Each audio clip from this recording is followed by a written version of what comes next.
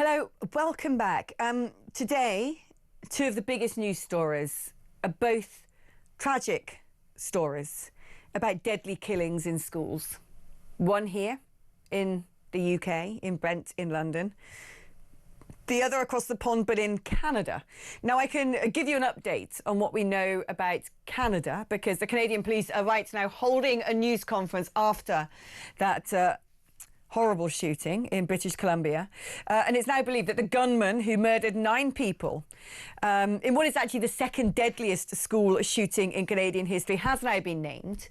And the name of the perpetrator is Jesse Strang. Now, Jesse Strang is reported to be transgender, 18 years old, opened fire in the library at Tumbler Ridge Secondary School in British Columbia. 6 people were killed at school. A 7th died en route to hospital. Strang then took his own life at the school. Let's bring Isabel back in. I just quickly want to touch base with you on this one before we talk about the horrific school stabbing here in London. There will be people. Now, we know the name's been confirmed as Jesse Strang. There have been reports of this person being transgender. I have seen plenty of photographs circulating on the internet with other news agencies, which would appear to confirm that fact. We also know that it was initially reported that it was a female in a dress who carried out the shooting. And I think perhaps more than just me thought, is it going to be a female in that dress? And it does add to a recent phenomenon, if you will, in America in particular, of shootings being carried out by people who are reportedly trans. I don't really know how much else I can delicately put this. I don't know if you have any thoughts on that, Isabel.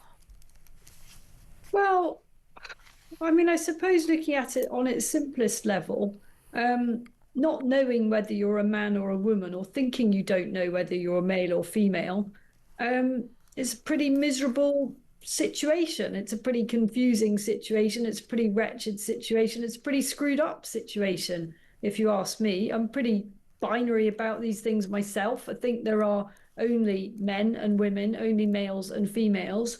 And on some level, I feel very sorry for people who think they're in-betweeners. And that has to play into severe mental health problems in probably most cases, not all cases. I'm sure there are some very happy and balanced people who are transgender, but we don't know about this particular case, whether this individual has had realignment surgery, whether they've been taking a lot of medication, a lot of hormone suppressants. We just don't know.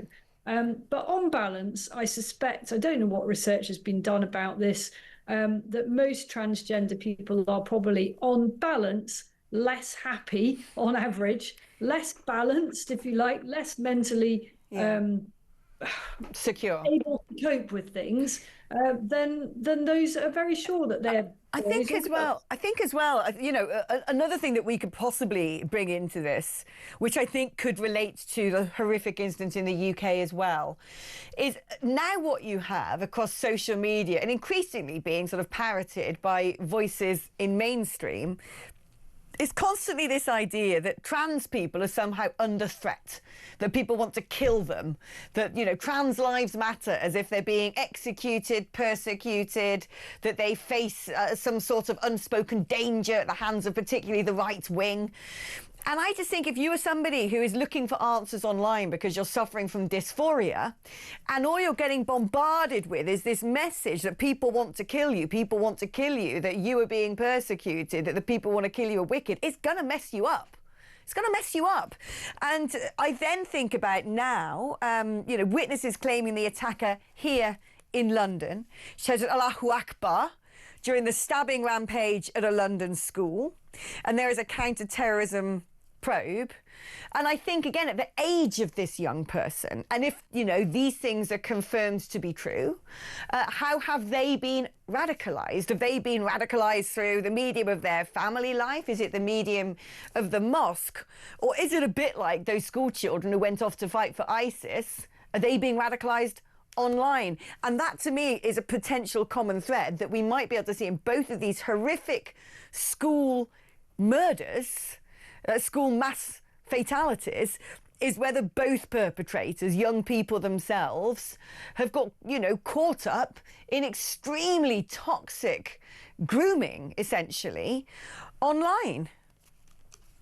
Well, I just don't know whether they're parallels and whether it's at all helpful to seek parallels. I think that we could seek parallels of cases in our own country, but these are two, on the face of it, totally different sets of circumstances. And I mean, I'm with you. You said earlier about the responsibility of parents. I will be fascinated to hear, and it will take, I'm sure, a long time before we know what really happened. But we did find out with the Southport killer what was going on in that household as his parents tried desperately and repeatedly failed to kind of help their son be a normal functioning member of society, and so many opportunities were lost. And they've sort of said sorry for that, haven't they? The killers, the parents of Axel Rudikabana.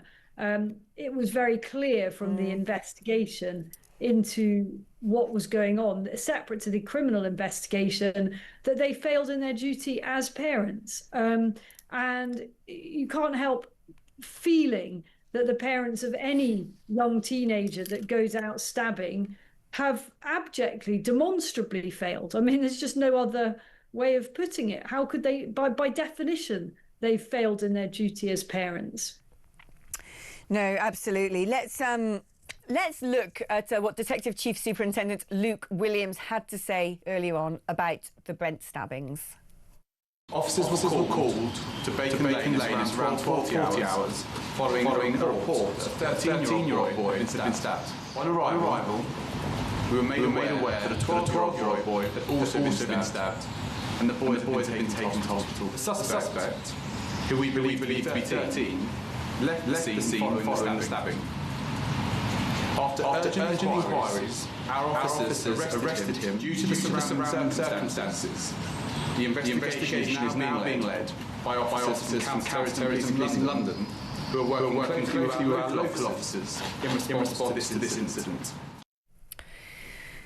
Do you know, I'll tell you what is strange here. To me, this is a massive story. When the attack happened in Southport and Axel Rudikabana fatally killed 3 little girls in that dance class, well, this child would-be murderer potentially was stabbed too, who are in a critical condition. To me, this is a huge news story, and yet I'm not seeing much reportage of it. Has that struck you as unusual? As in, not the same sort of level of reporting we got after Southport? I don't know. I just wonder if there's been some sort of suggestion that let's not focus on this in case people go, you know, out on the streets again. It seems to me that, you know, I'm looking at the screens now up there, Sky and the BBC. BBC are taking the long press conference from British Columbia and Canada right now for that horrific school mass fatality. Sky News is just talking about Sir Keir Starmer addressing the women in the Labour Party. And I'm like, we have just had a potential child terror incident in a school in London with 2 young kids who are fighting for their lives. Couldn't agree with you more. Look, the day that we are not reporting that as an absolutely shocking atrocity in our society, the day that all of us who fear that something is absolutely rotten at the heart of our country at this moment and that Britain is broken is confirmed. That is the truth. I would just give, from a journalistic perspective, I'm afraid there is one horrible reason why this doesn't get quite as much coverage as the Southport one would, and that is that the victims in this case are boys. And newspapers, I'm sorry to say, and probably broadcasters as well, prefer female victims. They make better photographs. That is just, I'm sorry that's the case, but it is. That's in my long 25 years of working in newspapers. Female victims get more attention. I thought that myself. I did actually think if this had been little girls again, it would be a bigger noise for certain. OK, And also, of course, it's still early days. We haven't had the two young kids fighting for their lives. They've not been named. The perpetrator, well, he is a minor. Unlikely he will be named. It has to take a special judicial decision to do that. It's not been declared a terror incident, but counter-terror police are investigating. No charges have been made. There's still a lot here that we don't know, which is normal at this stage in events. But a bit like you, Isabel, I think there's something very funny about the fact it's just been sort of swept away, normalised, and it's terrifying, utterly terrifying. OK, let's come up for a breath of air, shall we? And then when we come back, we're going to be talking about how migrants are now launching modern-day slavery legal appeals to block deportations. This is primarily under the much lauded, much feted Labour Party one-in, one-out arrangement with France is already not working. And also, yet again, another story of another asylum seeker, this time who's raped a 12-year-old girl. I just don't know what to say. Let's take a breath and meet up again in just a moment.